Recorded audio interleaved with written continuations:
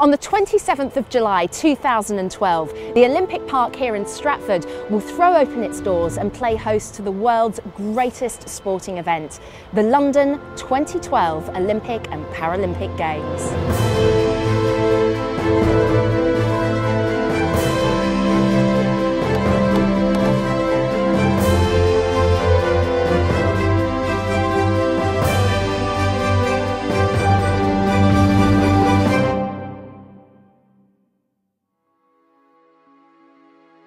During the Olympic Games themselves, which last 19 days, 7.6 million ticket holders will watch 17,000 athletes compete across 26 sports, with one common goal: to get as many gold medals for their country as possible.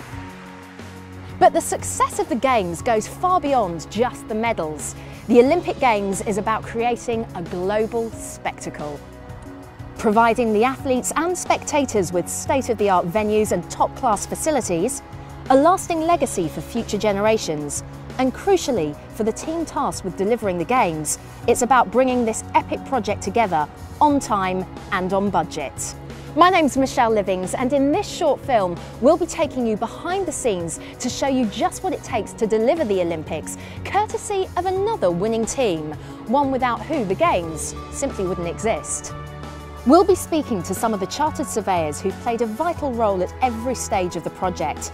Their expertise, breadth of specialist knowledge and ability to overcome seemingly insurmountable challenges have been vital to the success of the biggest construction project the United Kingdom has ever seen. Many of the hundreds of surveyors who have been involved in the project are working for one of the three public bodies that have been set up to deliver the Games: the Olympic Delivery Authority, the ODA, the developer of the Olympic Park in Stratford, the London Operating Committee of the Olympic Games, or LOCOG, responsible for installing the temporary infrastructure and running the event, and the Olympic Park Legacy Company, OPLC, whose job it is to transform the park into a thriving new community after the Games have finished. The Olympic Games have been almost a decade in the making, and the first leg of this epic journey was to put together the Olympic bid, which of course culminated in that memorable night in Singapore back in 2005.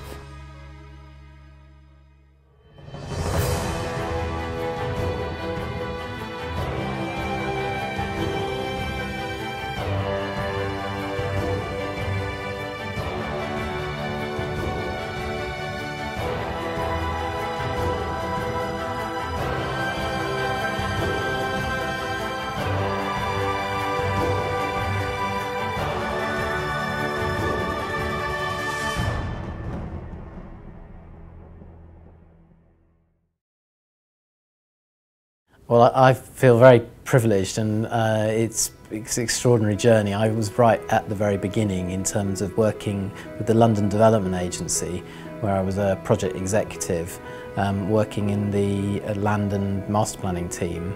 And the idea was being sponsored by the Mayor, Ken Livingstone in those days, for bidding for the Olympics. And it was very clear that a master plan and eventually a planning permission was required to help the bid team. Bids for games and staging games work best when a city realises that there's got to be more to it than that. It's very much a device to achieve some other longer term goal. London had its priority of the East London regeneration, and there was an almost perfect alignment of the Olympic Games and that bigger vision. So regardless of the outcome of the bid, it was a key regeneration area. So we were focusing on this area at the time. We had acquired assets within this area, and that in itself supported London's bid for the Games. In terms of the bid, which I don't think in any other city they've had a bid with a planning permission, and therefore that was requested to go in the candidature file. But it was also not just sort of wiping out everything that was there and trying to replace it with something new. So again, jumping back to sort of when the bid was approved to go in, one of the things that the Mayor made very clear as well at that time was it wasn't just a case of assembling the land. he wanted to make a commitment that everybody currently in occupation on that site, whether it was businesses, travellers, allotment holders, all of those people would be relocated and given a new home as close as possible to the site. And then of course nearer the time at which we were going to bid, we needed to show that these weren't just virtual plans, they were real plans that we had for the venues that we're going to use for our games, in terms of what we're going to build an Olympic Park, that we had plans that were well developed, well thought through, and there was a business plan and legacy strategy behind them. The International Olympic Committee has the honour of announcing that the Games of the 30th Olympiad in 2012 are awarded to the city of London. We're all waiting for that moment, of course, when eventually Jacques Rogge, the president of the IOC, opened up that envelope and announced that the Games were coming to London. It was just quite incredible. You know, we were just blown away. I mean, in my head at that time, I kind of got the idea that he was going to say London. I couldn't imagine he would say any other word. So I was sort of already halfway up in the air by the time he started to say the word London. So, you know, absolutely incredible moment. Of course, the celebration just went on all through the night. So waking up the next morning was just that moment of realisation of, wow, we've got it, we're ready to go. And of course, in the role that I was in, it really was about then getting a head start straight away with the build works.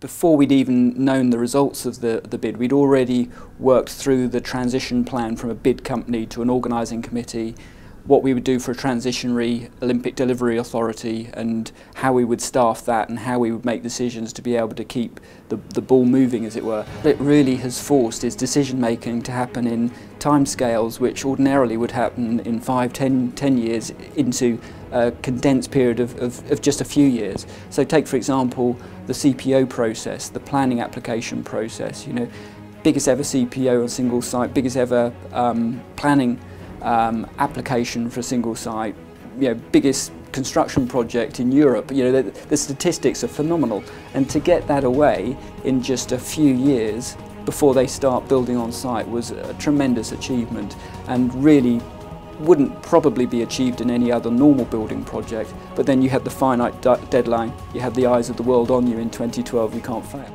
So we bought the land in advance, started working up planning applications for new industrial developments so that we could have those ready to start building the minute the Games was won, because effectively July the 6th, the target for handing the site over to the Olympic Delivery Authority was July 2007. So from winning the bid to handing over the site, there was effectively 2 years to take through, from a standing start, the biggest regeneration compulsory purchase order that the country has seen. But not only doing that, finishing it, getting vacant possession, actually relocating everybody on the site as well. We promoted 2 CPOs, one to acquire the land and another CPO to essentially relocate approximately 7 kilometres of overhead power lines that was present on site. We couldn't have delivered the infrastructure and the stadia with those power lines in place, so we took forward a CPO to acquire the land in order to underground those power lines. Look at the land and come up with reasonable estimates of what they're going to cost.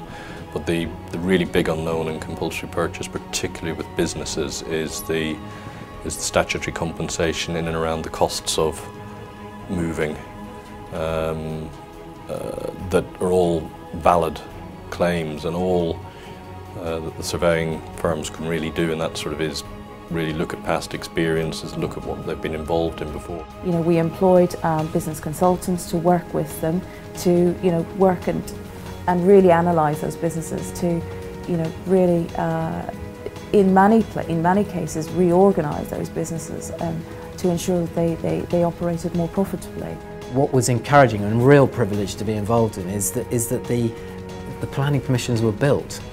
There are many permissions granted across the UK and London that never actually get built. And in this case, what I sometimes call the flash to bang was really immediate. The sheer scale of this construction project was obvious, so from a surveying perspective, it was vital to devise a strategy that would ensure all foundations, buildings and stadia were completed to the highest construction and sustainability standards, all in an incredibly short time frame. Also included in this complicated mix was the handover of the project from the ODA to LOCOG to enable the construction of the 120 temporary facilities that were to complete the Olympic portfolio.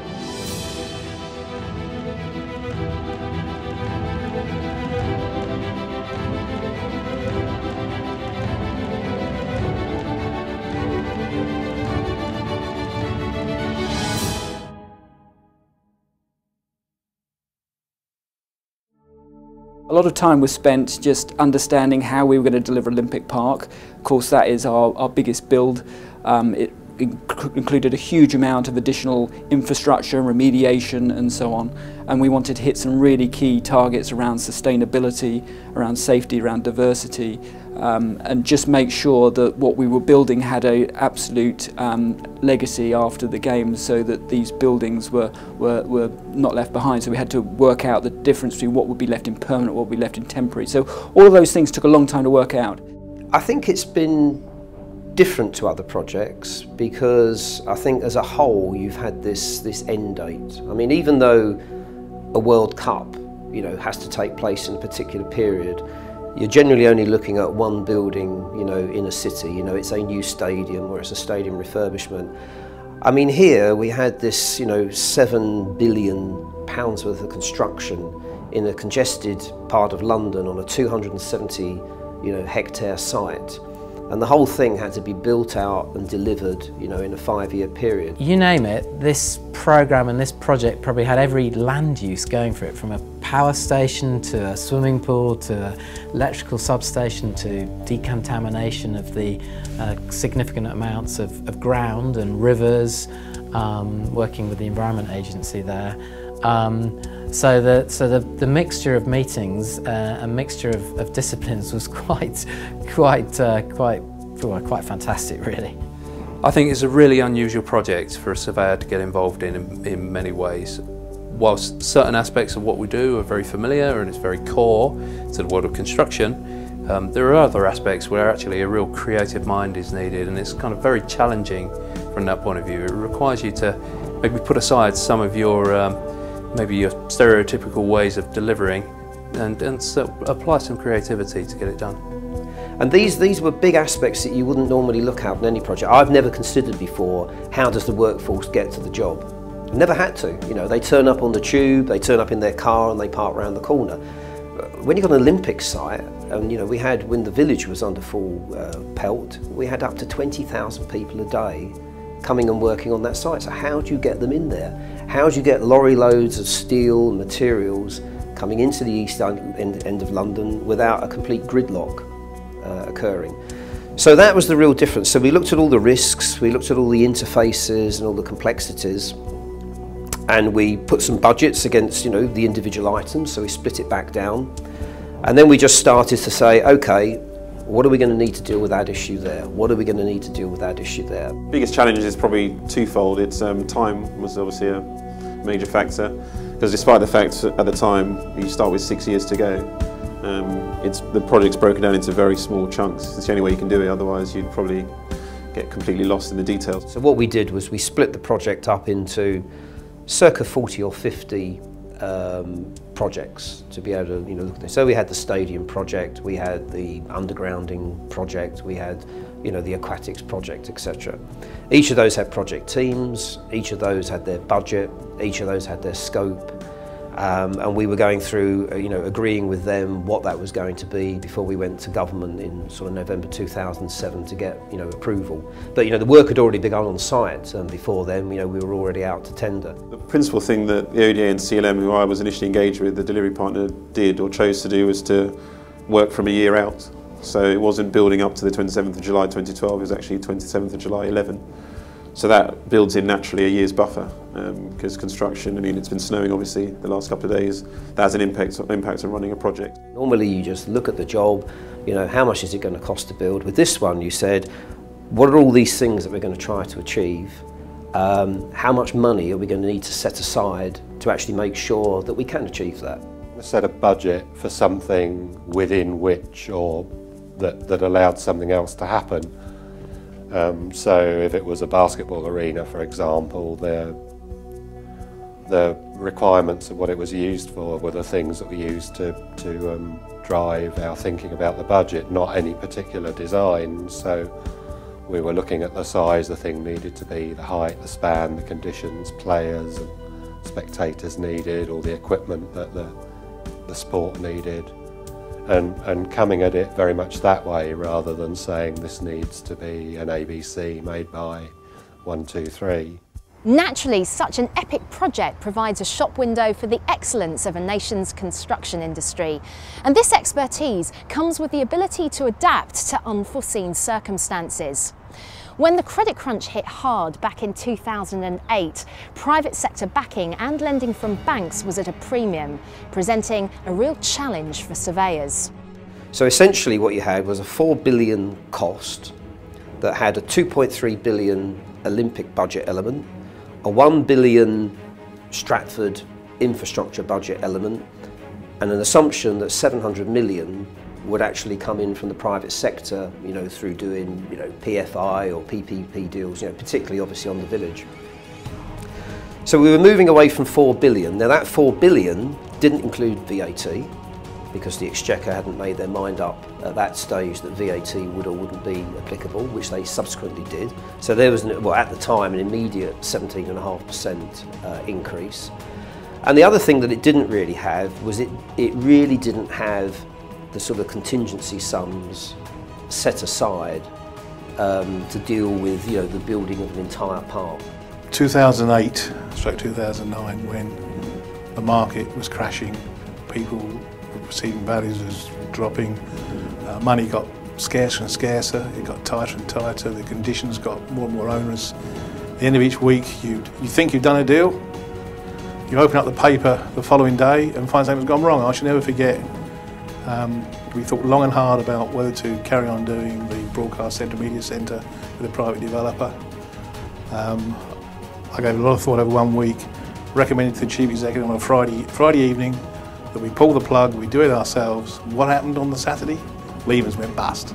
Obviously the banking situation and just the, you know, the whole meltdown that the world was going through at that point just made everybody either run away, or even if they weren't running away, there just wasn't the financial capability to be able to do it. So those projects had to be brought on board as ODA publicly funded projects. But we decided very early on that partly because of other public projects had gone over budget and not enough care and thought and attention given to the initial budget, that we would do a thorough review and make sure we got a healthy budget with contingencies. You've got to also bear in mind that at the time that was done, the economy was in a very good state. We were worried about whether some of the contractors would actually want to risk their reputation on doing some of the jobs. Hence the reason why there were two forms of contingencies, one project and one what we call programme contingency, which was controlled by government. But at the end of the day, we are currently predicting we will bring this in at 6.7. Now, that does seem to be an awful lot of saving, but it's a good job we had the bigger budget, because as we're seeing for things like security and other issues that were not budgeted for, that contingency was there. A lot went into making up the total approximate £9 billion forecasted budget, so we thought we'd share a few financial highlights of the process to date. The original purchase of the Olympic Park land by LDA came in at £766 million. The venues equalled £1.076 billion. Transport came in at £857 million. Park-wide projects reached £936 million. And the Media Centre and Olympic Village totalled £1.215 billion. And finally, site infrastructure and build came in at £1.809 billion. LOCOG's budget for staging the Games is now £2.164 billion. The Olympic Legacy project will reach £826 million. So, with most of the budget spent, what have the next 6 months got in store for this year's Olympic Games? Well, of course, the Olympic Park site, if you'd looked at it 6 or 7 years ago, I mean, it's unrecognisable from what it is today. 400 buildings across the site. There was 52 power lines carrying the power cables. A lot of those waterways and the nature reserves and so on were very contaminated and overgrown and uncared for. I was on site earlier this week, and you know, I remember standing at where they said the 100-metre final would cross, and I can't remember, I think it was a garage of some sort. I can't remember what was there. It was, you just couldn't envisage it, and that was only 4 years ago. And now you have, you know, finished venues and running test events and all the other things that are going on down there. We thought very carefully about the placement and location of the arena, so you can get these great backdrop images of the arena and horses jumping and so on with the city as the backdrop. You get this fantastic image of horses jumping over the meridian line from east to west with Canary Wharf in the background. Then we had Horse Guards Parade, which was in the centre of Whitehall. You know, extraordinary to develop something of that scale, a 15,000 seat beach volleyball arena in the middle of Whitehall. So you get those great backdrop images to Whitehall, the London Eye in the background. Well, I mean, for us, the next 6 months is critical because we've got a lot of work to do to erect the temporary venues. Success for me will be getting to games time in a satisfaction that we've built everything to the required specification on time. We know that the budget is okay, but also, most importantly, that it all happens safely. So, when the athletes have packed up their kit bags and the spectators have headed home, what does the future hold for the iconic structures left behind?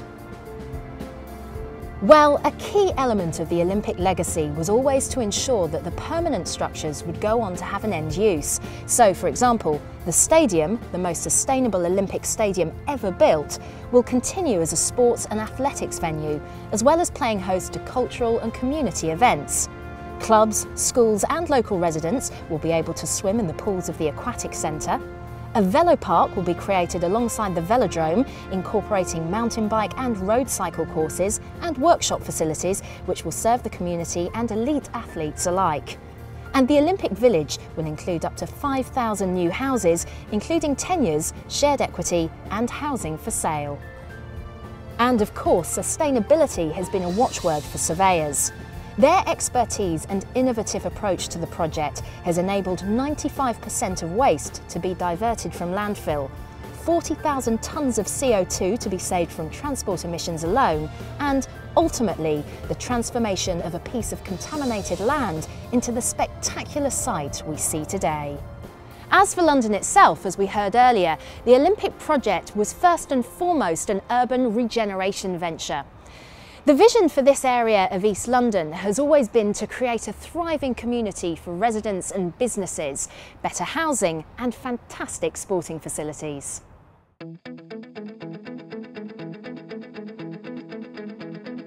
The Games are being hosted in one of the most deprived parts of London and indeed the country. So really we see this as an opportunity to capitalise on that investment and ensure that existing communities and new communities benefit from the investment in the Games. You know, we've got a fantastic open parkland, fantastic venues which again local people will have the use of and the benefit of.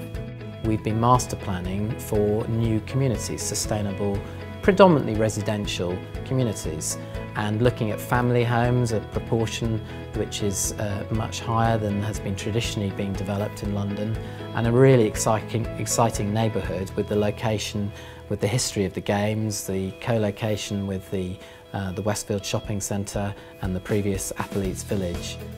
Delancey and Godari Deer are planning to let the homes and not sell them, which will be a first for this country in terms of this scale, this size. But again, what isn't necessarily appreciated is that a part of the planning permissions we've got and part of the deal we've done is that they have the ability after the Games and over time to build another 2,000 homes. So in total you're going to get nearly 5,000 homes there, plus those that can be built in Westfield and plus those in the park. So you are creating a massive new community. The key behind this was always the vision about regeneration in a way that's never really been able to be achieved before in the UK. because we had the impetus of the Olympics behind us and the spotlight of the world looking at that part of London at the time, it gave us the opportunity to do something very unique and special. I think one of the things there is you can see that that's going to make a real change, a real difference to people's lives. I mean, it's not just an office block or it's not just a factory.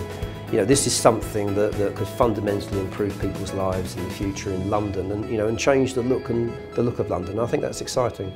Thomas Edison said, there's got to be a better way, find it. So innovation was about doing things better and doing things different.